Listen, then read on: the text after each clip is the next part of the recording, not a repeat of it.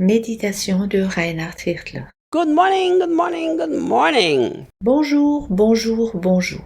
Look, the Apostle Paul continues to tell us that we should have nothing to do with sexual immorality, and then he says lust. L'apôtre Paul continue afin de nous dire que nous ne devons rien avoir à faire avec l'immoralité sexuelle, puis il dit avec la volupté. But what does it mean to have nothing to do with lust? Mais que signifie ceci, ne rien avoir à faire avec la volupté? It's very interesting. In the original Greek, the word here means impurity or uncleanness. Ce qui est intéressant, c'est qu'en grec original, le mot signifie impureté ou insalubrité. But one of the meaning in the Greek, according to the dictionary I looked at, it could also mean impure motives. Mais d'après le dictionnaire que j'ai consulté, il pourrait aussi signifier des motifs impurs. We have to really become people that we learn to think pure and to act pure in everything that we do. Nous devons véritablement devenir des personnes qui apprennent à penser et à agir en tout d'une façon pure. I think in the world that we live in, purity will become more and more important. Je pense que dans le monde où nous vivons, la pureté deviendra toujours plus importante. I love the statement that Paul says to Titus. J'aime la phrase que Paul dit à Tite. He says, to the pure, everything is pure. Il dit, pour ceux qui sont purs, tout est pur. I remember I was a youth pastor when I was in my early 20s in Austria. Lorsque j'étais dans la vingtaine et que j'étais jeune pasteur en Autriche, And I was teaching about the verse that Paul says to the pure, all things is pure. j'enseignais sur ce verset de Paul à Tite. Pour ceux qui sont purs, tout est pur. And I wanted to make a very important point to these young people, so I told them. Je voulais partager aux jeunes gens quelque chose de très important. I said, if you have a problem with impurity in your heart, Je leur disais, si dans ton cœur tu as un problème d'impureté, you will even undress a nun inside of your own heart. tu en arriveras même à déshabiller une nonne dans ton propre cœur. But if you do not have a issue with impurity in your heart because you've resolved that, Mais si tu n'as pas de problème d'impureté dans ton cœur, car tu l'as résolu, you can see a very beautiful naked woman and it will not be a problem to you. tu peux regarder une très belle femme nue et cela ne sera aucun problème pour toi. Of course, I explained to young people that it doesn't mean you can go around and look for naked, beautiful women. J'ai bien entendu expliquer aux jeunes gens que cela ne signifie pas que l'on doive être à l'affût pour voir de belles femmes nues. But instead of making a decision to have nothing to do with any kind of impurity or lust, as the Passion says here, Mais au lieu de prendre la décision de ne rien avoir à faire, comme la traduction de la Passion le dit ici, avec la volupté, we're trying to resolve the problem of lust in our heart by laws and rules and regulations. nous essayons de régler le problème de la volupté de notre cœur avec des lois, des règles et des commandements. You cannot be in the car with somebody from the opposite sex. Par exemple, tu ne dois pas être en voiture avec quelqu'un d'un autre sexe. I have said it for I do not remember how many. Je le dis depuis je ne sais plus combien d'années. If somebody has a problem with lust in their hearts, they will find a way to commit adultery. Lorsque quelqu'un a un problème avec la volupté dans son cœur, il trouvera une issue afin de commettre l'adultère.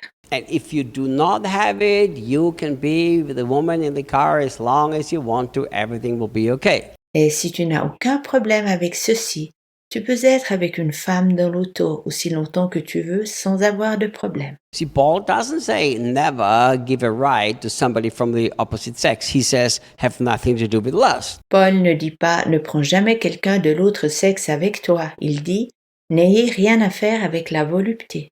Allow me to explain something about lust, about impurity. Permets-moi de t'expliquer quelque chose au sujet de la volupté et de l'impureté. There are people who have a problem with lust, with impurity, and they think marriage will solve the problem. Il y a des personnes qui ont un problème avec la volupté, l'impureté, et elles pensent que le mariage solutionnera le problème. I can already tell you that marriage is not going to resolve the problem. In fact, it's going to make it worse. Je peux déjà te dire maintenant que le mariage ne solutionnera pas ce problème il le rendra même pire encore. The reason why it will make it worse because lust or an impure heart can never be satisfied. La raison de cela est que la volupté ou l'impureté du cœur ne peut jamais être satisfaite. This means if you get married to fix the problem of lust in your heart, Cela veut dire que si tu te maries afin de régler le problème de la volupté dans ton cœur, there will come a time when your spouse will not satisfy your lust anymore.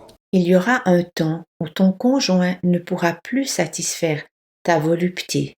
Et alors, And then you're going to try to have it satisfied at some other place. tu essaieras de la satisfaire à un autre endroit.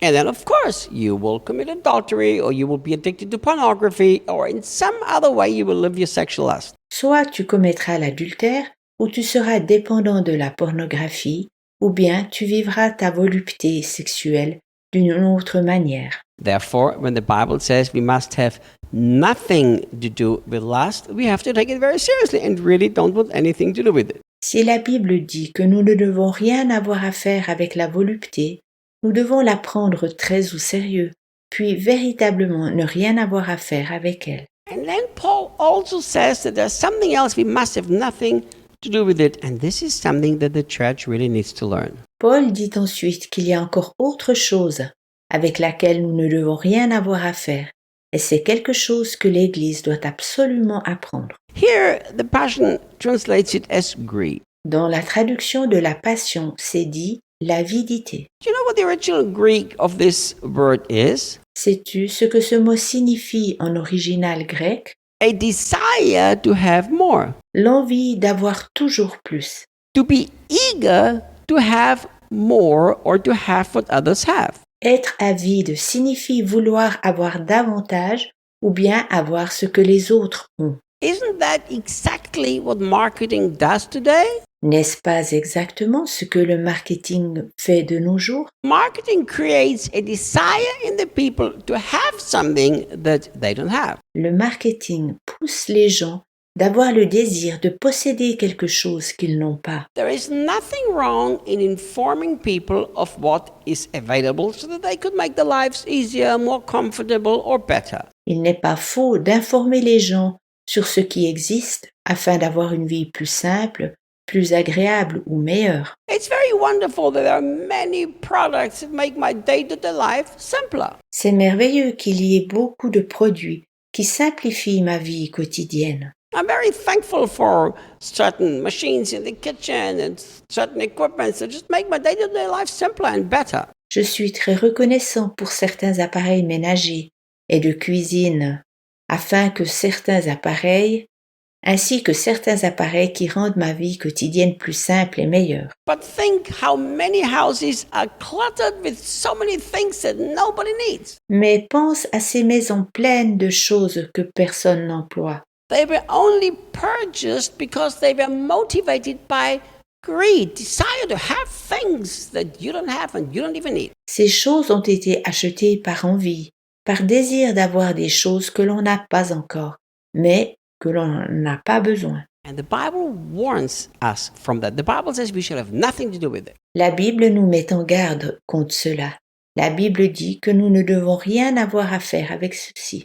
The person who is truly satisfied is the person who is truly rich. Une personne qui est contente est véritablement une personne riche. There is something so sad about a greedy heart Un cœur avide a quelque chose de très triste en soi. that it doesn't matter how much money you have, you still always have the feeling that you need one more thing to be happy. Bien égal combien tu as d'argent, tu as toujours l'impression que tu as encore besoin de quelque chose afin d'être heureux. But God wants you to be satisfied with how you are in Him and what you have. Mais Dieu veut que tu sois content avec ce que tu es en lui et avec ce que tu as. Greedy people can never enjoy what they have. Satisfied people will enjoy what they have. Les personnes avides ne peuvent jamais jouir de ce qu'elles ont. Les personnes contentes jouissent de ce qu'elles ont. I shall see you guys tomorrow. À demain!